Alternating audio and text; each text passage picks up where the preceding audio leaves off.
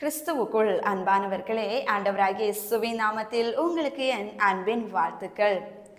வாழ்க்கையில் கடிந்து கொள்ளுதல் மிகவும் முக்கியமான ஒரு பிரம்பை போன்றதாக இருக்கிறது இல்லையா? கடிந்து கொள்ளவில்லை என்றால் அநேக நேரங்களில் நாம் செய்கிறது எல்லாம் சரி என்று எண்ண வைக்கும். கடிந்து கொள்ளுதல் இல்லை என்றால் நாம் நம்முடைய ஆத்துமாவை பாதாளத்துக்கு தப்புவித்து காப்பாற்றிக் கொள்வது அரிதான செயலாக மாறிவிடும். ஆகையினால் தான் நீதிமொழியின் புஸ்தகத்திலே கூட கர்த்தர் சொல்லி இருப்பார், சாலமோன் அதனை எழுதுகிற பொழுது, பிரம்பை கையாளாதவன் தன் மகனை பகைக்கிறான் என்று.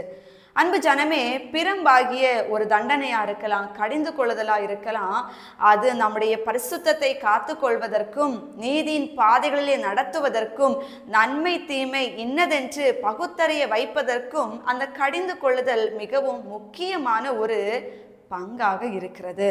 ஆகையால் அன்புக்குரியவர்களே, இன்னைக்கு நம்முடைய வாழ்க்கையிலே கடிந்து கொள்ளுதலை ஏற்றுக்கொள்கின்றோமா? கடிந்து கொண்டு உபதேசிக்கின்ற பொழுது அநேகர் அதனை ஏற்க மறுத்து விடுகின்றோம். ஆசீர்வாதத்தை குறித்தும் நம்மை குறித்தும் புகழ்ந்து பேசினால் ஆர்வத்தோடு கூட கேட்டுக்கொள்கின்றோம். ஆனால் நம் வாழ்க்கையில் இருக்கிற குறைகளையும் நம்ம வாழ்க்கையில் செய்து கொண்டிருக்கிற தவறுகளையும் விட்டு விலகாமல் எவ்வளவுதான் ஆசீர்வாதமான செய்திகளை கேட்டாலும், எவ்வளவுதான் நம்மை புகழ்ந்து மற்றவர்கள் பேசினாலும், எவ்வளவுதான் நம்ம அள்ளி அள்ளி காணிக்கைகளை கொடுத்தாலும் அதற்கேற்ற பலனை பெற்றுக்கொள்ள முடியாது என்பதனையும் நாம் தெரிந்து கொள்ள வேண்டும். ஆகையால் அன்புக்குரியவர்களே, இன்றைக்கு வேதத்திலே ஒரு நிகழ்வை சுட்டி காட்டுகின்ற பொழுது 1 சாமுவேல் அதனுடைய 2ஆம் அதிகாரம் 25வது வசனத்தை வாசிக்கின்ற பொழுது, மனுஷனுக்கு விரோதமாய் மனுஷன் பாவம் செய்தால் நியாயாதிபதிகள் அதனை நியாயம் தீர்ப்பார்கள். ஒருவன் கர்த்தருக்கு விரோதமாய் பாவம் செய்வானேயாகில் அவனுக்கு விண்ணப்பம் செய்யத்தக்கவன் யார் என்றான். அவர்களோ தங்கள் தகப்பன் சொல்லை கேளாமற் போனார்கள். அவர்களை சங்கரிக்க கர்த்தர் சித்தமாயிருந்தார். யாரை குறித்த வார்த்தைகள் இது? ஏலியின் பிள்ளைகளை குறித்த வார்த்தைகள். ஏலி தேவனுக்கு ஊழியம் செய்கின்ற ஒரு மனிதனாக இருந்தாலும் ஏலியின் பிள்ளைகளுடைய வாழ்க்கை தவறான பாதையில சென்று கொண்டிருந்தது. பாவங்களும் இச்சைகளும் தேவையற்ற குணாதிசயங்கள் அவங்க வாழ்க்கையில இருந்ததை குறித்து ஜனங்கள் பேசுறாங்க, உங்க பிள்ளைங்க இப்படி இருக்கிறாங்க என்று. எனவே அழைத்து புத்தி சொல்லுகின்றார், கடிந்து கொள்ளுகின்றார், நீங்க போற வழி சரியில்லை. நீங்க மனுஷனுக்கு விரோதமா ஒரு தப்பு பண்ணா கூட இந்த பூமியில இருக்கிற ஒரு ராஜா, ஒரு நியாயாதிபதி பேசி நீ பண்றது தவறு, நீ இந்த வழியில நட என்று சொல்லி உனக்கு ஏற்ற தண்டனையை கொடுத்து ஒருவேளை உன்னை திருத்துவதற்கு அது ஒரு காரணமா இருக்கலாம். ஆனால் நீ கர்த்தருக்கு விரோதமாய் அல்லவோ பாவம் செய்கின்றாய். உங்கள் வழிகள் அதற்கேற்ற நிலையில இன்றைக்கு இருக்கிறது. எனவே கர்த்தருக்கு விரோதமாய் தப்பு செஞ்சா உங்களுக்கு யார் அந்த இடத்துல நின்று பரிந்து பேச முடியும் என்று எச்சரித்த பொழுது, வார்த்தைகளை கடினமாக பேசின பொழுது அதனை ஏற்றுக்கொள்ளுகின்ற ஒரு மனநிலையிலே அந்த பிள்ளைகள் இல்லாமற் போனபடியினால் கர்த்தர் அவர்களை சங்கரிக்க சித்தம் கொண்டார். என்னவாயிற்று? கர்த்தர் அவர்களை அடித்தார். ஏலியின் பிள்ளைகள் மரித்து போனார்கள் பாவத்தின் தண்டனையினால்.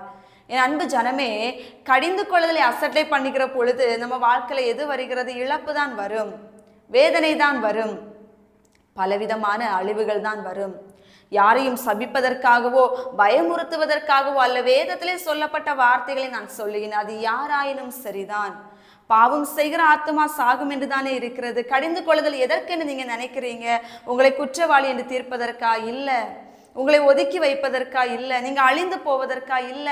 அழியாமல் இருக்க வேண்டும் என்பதற்காக, நீங்க சரியான பாதையிலே பயணிக்க வேண்டும் என்பதற்காக, யார்கிட்டையும் போய் ஏமாறக்கூடாது என்பதற்காக, உங்கள் ஆத்மாவானது நஷ்டப்படக்கூடாது என்பதற்காக, நீங்கள் பரலோக ராஜ்யம் போக வேண்டும் என்பதற்காக, அதற்கு தான் கடிந்து கொள்ளுதல், அதற்கு தான் இந்த சிக்ஷை, அதற்கு தான் பிரம்பு, அதற்கு தான் தேவனுடைய வார்த்தைகள்.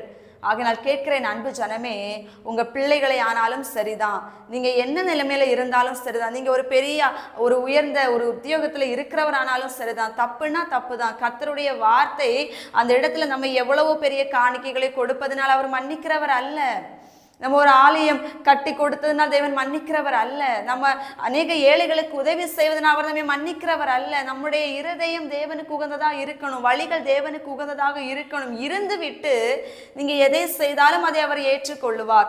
உங்கள் வழிகளும் உங்கள் வாழ்க்கையும் அந்தரங்கமான கிரியைகள் அத்தனையும் பாவத்தில் இருந்து விட்டு நீங்கள் ஏழைகளுக்கோ எளியவர்களுக்கோ ஊழியங்களுக்கோ எவ்வளவு நன்மைகள் செய்தாலும் அதை கணக்கிலே அவர் எடுத்துக்கொள்ள மாட்டார் என்பதனை அறிந்து கொள்ளுங்கள். அதை அவர் எடுத்துக்கொள்கிற தெய்வமே அல்ல. நம்முடைய ஆத்துமா தான் அவருக்கு மிகுந்த சொத்து. நம்முடைய ஆத்துமா தான் அவருக்கு பிரதான அர்ப்பணிப்பின் காணிக்கை. அதை முதலாவது சரிப்படுத்திக் கொள்ள கடிந்து கொள்ளுத உபதேசத்தையும் தேவ வார்த்தைகளையும் ஏற்றுக்கொள்ளுங்கள். பிள்ளைகள், வாலிபர்கள், உங்க வாழ்க்கையில நீங்க செய்கிற தவறுகளை சுட்டி காட்டுகின்ற பொழுது ஏற்றுக்கொண்டு மனம் திரும்புங்கள். யாராயினும் சரிதான், பிடிவாதங்கள் வேண்டாம். நான் செய்கிறது தான் சரி என்று எண்ணுகிற எண்ணங்கள் வேண்டாம். பூமியில யாருமே பரிசுத்தவான் கிடையாது கர்த்தரை தவிர. ஆகையினால் நம்முடைய கடிந்து கொள்ளுதல் வாழ்க்கையிலே அவசியம் என்பதை உணர்ந்து கொண்டு சிட்சித்து நடத்துகின்ற பொழுது சந்தோஷமா ஏற்றுக்கொள்ளுங்கள். வழி மாறி, அதாவது நம்ம இருக்கிற தீமையான வழியை விட்டு நேர்வழியாய் கடந்து வருவதற்கு அர்ப்பணியுங்கள். கர்த்தர் நிச்சயமாக உங்களை ஆசீர்வதிப்பார். ஜெபிப்போமா? எங்களை நேசிக்கிற எங்கள் நல்ல தகப்பனே, சவுல் ஒரு நாள் பாவமான வழிகளுக்கு நேராக தன்னுடைய வாழ்க்கையை அனுமதித்து வழி நடத்தி கொண்டிருந்தார். ஆனால் என்றைக்கு உம்முடைய வெளிச்சம் தன்னுடைய வாழ்க்கையிலே வந்ததோ அன்றிருந்து அவருடைய வாழ்க்கையை பவுலாக மாறினதப்பா. அதே வேளையில் பாவத்திலே வாழ்ந்து கொண்டிருந்த அநேக ஜனங்கள் உம்முடைய வார்த்தையின் மூலமும் உம்முடைய கிரியைகள் மூலமும் நீதிமான்களாக்கப்பட்டவர்கள் உண்டு. அதே வேளையில பாவம் செய்த காரியங்களை சுட்டி காட்டி மனம் திரும்பாத பட்சத்தில் அவர்களுடைய வாழ்க்கையில் அவர்கள் இழப்புகளையும் அழிவுகளையும் வேதனைகளையும் சந்தித்ததும் உண்டு வேதத்திலே. எனவே இன்னைக்கு எங்க வாழ்க்கையில நாங்கள் ஒருவேளை எங்ககிட்ட எல்லா காரியத்தையும் எங்களுக்கு சாதகமாகத்தான் பேச வேண்டும் என்று எதிர்பார்க்கிற கூட்டம் ஒரு அநேகம் உண்டப்பா. அதன் மூலம் ஒரு ஆத்துமாவை ரட்சித்துக் கொள்ள முடியுமா என்று கேட்டால் அது அரிதான காரியம்.